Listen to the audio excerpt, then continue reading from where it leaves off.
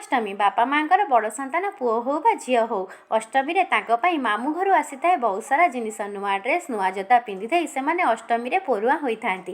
ଯେହେତୁ ମୋ ଝିଅ ପିହୁର ଏଇ ବର୍ଷ ଥିଲା ଫାଷ୍ଟ ପ୍ରଥମାଷ୍ଟମୀ, ମାମୁଁ ଘରୁ ତା ପାଇଁ ଆଣିଥିଲା ମାମୁଁ ବହୁତ ସାରା ଜିନିଷ।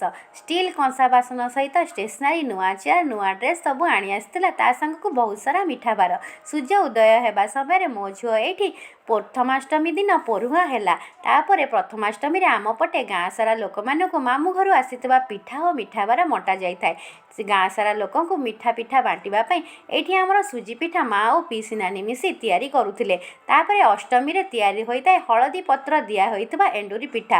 ଏଇ ପିଠା ଖାଇବାକୁ ବହୁତ ବଢ଼ିଆ ଲାଗିଥାଏ। ଗାଁ ସାରା ଲୋକଙ୍କୁ ବାଣ୍ଟିବା ପାଇଁ ଆମର ଆଜି ବହୁତ ସାରା ଏଣ୍ଡୁରି ପିଠା ପିଇସି ନାନୀ ଏଇଠି ବସି ବସି ସବୁ ତିଆରି କରିଦେଲେ। ତାପରେ ମାମୁଁ ଘରୁ ଆସିଥିଲା ଲଡ଼ୁ, କ୍ଷୀର ଗଜା, ଉଖୁଡ଼ା ଓ ମିଠା ସବୁ ଗାଁ ଲୋକଙ୍କୁ ବଣ୍ଟା ହେବା ପାଇଁ ପୁଡ଼ିଆ ତିଆରି କରାହେଲା ଓ ଗାଁ ଲୋକଙ୍କୁ ବଣ୍ଟା ହେଲା। ଆମ ପଟେ ଗାଁ ଲୋକମାନଙ୍କୁ ପ୍ରଥମାଷ୍ଟମୀରେ ଭୋଜି ଭାତ ମଧ୍ୟ କରାଯାଏ। ତାପରେ ଫାଷ୍ଟ ଆମର ଏଇଠି ବଣ୍ଟାକୁଟା ପାଇଁ ସବୁ ପ୍ୟାକିଂ କରାଯାଉଥିଲା। ଯଦି এই ଭିଡ଼ିଓଟି ଆପଣମାନଙ୍କୁ ଭଲ ଲାଗିଲା ଚ୍ୟାନେଲକୁ ସବସ୍କ୍ରାଇବ୍ କରିବେ।